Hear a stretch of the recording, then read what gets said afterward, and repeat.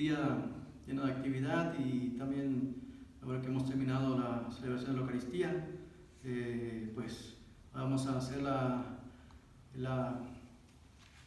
el comentario, la reflexión al Evangelio de este domingo, que es el domingo 25 del tiempo ordinario. El Señor esté con ustedes. Y con tu espíritu. Del Evangelio de nuestro Señor Jesucristo según San Marcos. Gloria a ti, Señor. En aquel tiempo Jesús y sus discípulos atravesaban Galilea, pero él no quería que nadie lo supiera, porque iba enseñando a sus discípulos.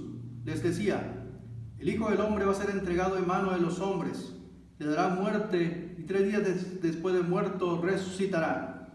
Pero ellos no entendían aquellas palabras y tenían miedo de pedir explicaciones. Llegaron a Cafarnaúm y una vez en casa les preguntó de qué discutían por el camino, pero ellos se quedaron callados, porque en el camino habían discutido sobre quién de ellos era el más importante. Entonces Jesús se sentó, llamó a los 12 y les dijo: si alguno quiere ser el primero, que sea el último de todos y el servidor de todos. Después tomó un niño, lo puso en medio de ellos, lo abrazó y les dijo: el que recibe en mi nombre a uno de estos niños, a mí me recibe. Y el que me recibe a mí, no me recibe a mí, sino a aquel que me ha enviado. Palabra del Señor. Gloria a ti, Señor Jesús. Pues bien, queridos hermanos, hoy la liturgia, la Iglesia nos pone estas lecturas muy importante para nuestra vida. Dice el Evangelio que Jesús y sus discípulos atravesaban Galilea. Es decir, Jesús iba como ese itinerante por todos los pueblos, por todas las ciudades, por todas las sinagogas. Iba juntos con sus discípulos. ¿Y qué es lo que hacía Jesús? Pues iba como un didáscalo, como un maestro. Iba enseñando. Y no solamente le enseñaba a los 12, sino a todos los discípulos que le seguían a él. Es decir, nosotros también vamos siguiendo a Jesús, vamos detrás de él, desde el discípulo de la primera hora hasta el discípulo que ha entrado apenas, que ha iniciado apenas el camino. Y todos somos enseñados por él. ¿Y qué es lo que nos enseña qué es lo que nos enseña Jesús a todos nosotros? Pues nos enseña cuál es su mensaje. Pues ese misterio de la pasión que dice Jesús. Y les decía: el Hijo del Hombre va a ser entregado en manos de los hombres, le darán muerte y 3 días después de muerto resucitará. El Hijo del Hombre va a ser entregado, es decir, va a ser consignado, es decir, va a ser traicionado, va a ser entregado. ¿Por quién? ¿Quién lo entregará? No es Judas el que lo entregará. En este Evangelio, Mateo y Lucas y Juan dice que es Judas el traidor, pero en el Evangelio de Marcos, en este Evangelio que estamos escuchando, en este Evangelio de Marcos, ¿quién es el que entrega a Jesús en manos de los hombres? Porque Judas le entrega a los fariseos, a los doctores de la ley. Pero ¿quién es el que entrega a Jesús en manos de los hombres?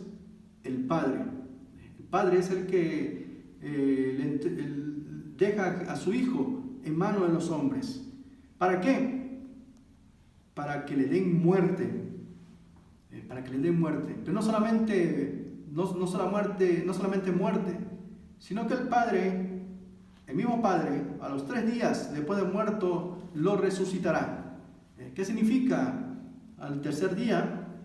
¿Por qué está ahí el tercer día? No por casualidad, sino porque en Oriente, cuando uno se traslada a otra ciudad o a otro lugar, tiene que caminar por partes desérticas, y uno lleva sus provisiones, lleva su agua, lleva su comida, y camina. En aquel tiempo se iba caminando con los recursos que tuvieras. ibas caminando, y esas provisiones te duraban como máximo 2 días y medio. 2 días y medio. Al tercer día tenías que encontrar un oasis donde cargar más agua, o un pueblito donde poder encontrar refugio. Si en esos 3 días tú no encontrabas un lugar donde refugiarte, pues morías en el desierto. Por eso, todo cristiano que sigue a Jesús, todo aquel que va siguiendo a Jesús en el camino, en el caminar de su vida, tiene que experimentar, tiene que caminar por en medio de la muerte, por encima de la muerte. Caminar por encima de la muerte. ¿Qué significa eso? Pues pasar también por su pasión. Puede ser esa enfermedad, puede ser esa soledad, puede ser esa precariedad que estás viviendo, puede ser esas dudas que tienes en tu corazón, puede ser esos momentos difíciles que estás pasando, de sufrimiento, que no sabes. Son esos momentos de muerte, esas situaciones límites, que te pone la vida, que a veces ya no encuentras solución, que piensas que ya no hay solución, que has perdido la esperanza. En esa situación límite, en esa situación de muerte, pues tiene que aparecer un oasis, o tiene que aparecer alguien que te salve. Alguien que te salve de la muerte, que te resucite de la muerte, como Jesucristo. Esto es lo que tiene que experimentar todo cristiano, todo discípulo que sigue a Jesús.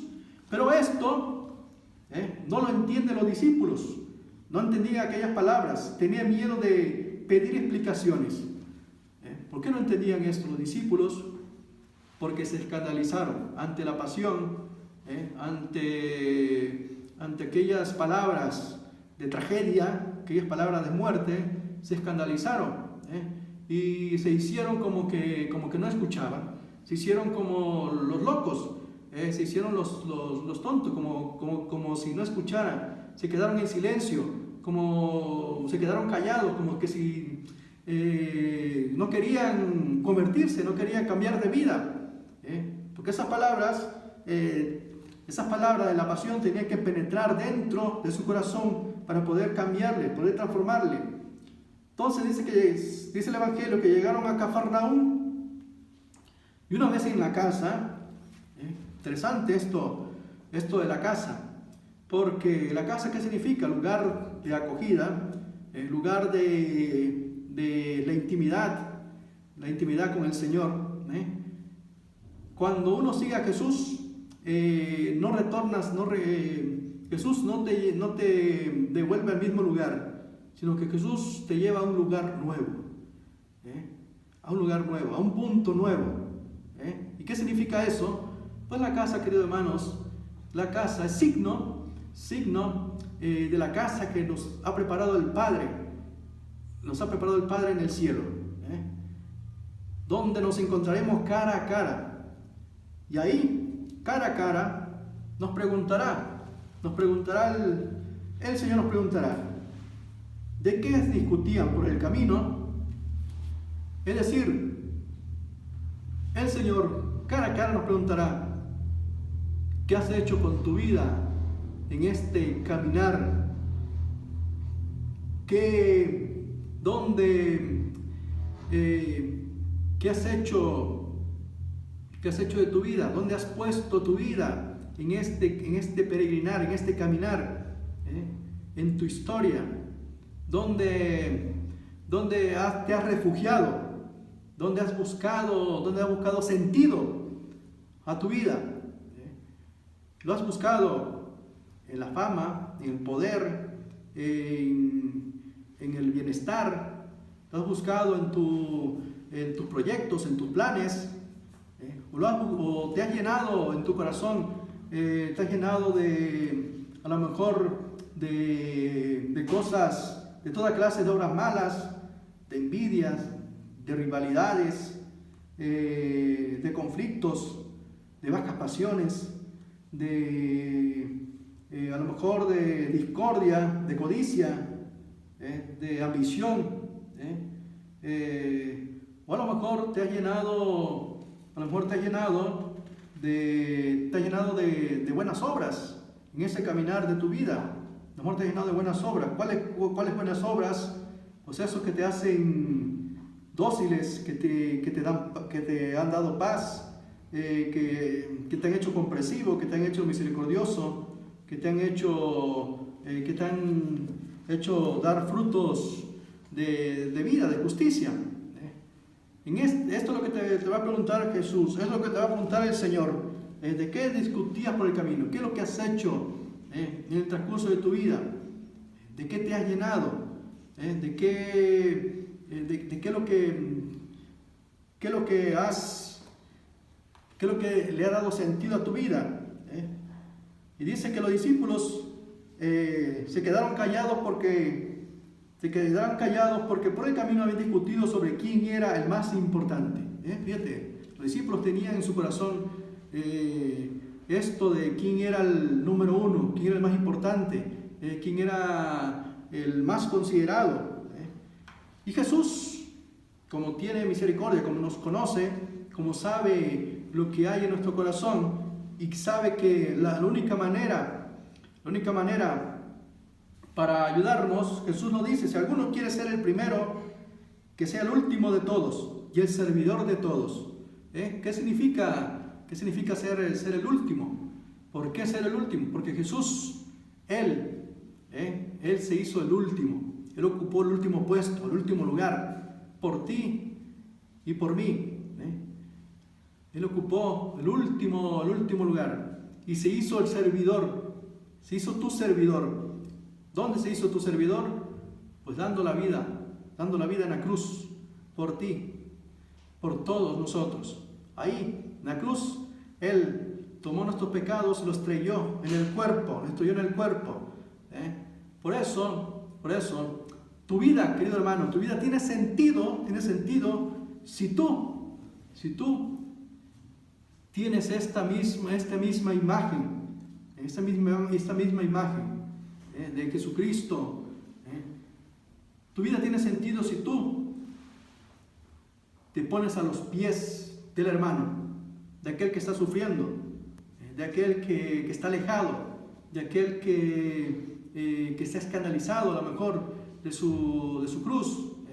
Tu vida tiene sentido si tú te pones a sus pies, si tú le sirves, es decir, si tú le amas, si tú tienes misericordia, si tú tienes compasión, si tú eres generoso, si tú le ayudas. Tu vida tiene sentido si tú te haces el último.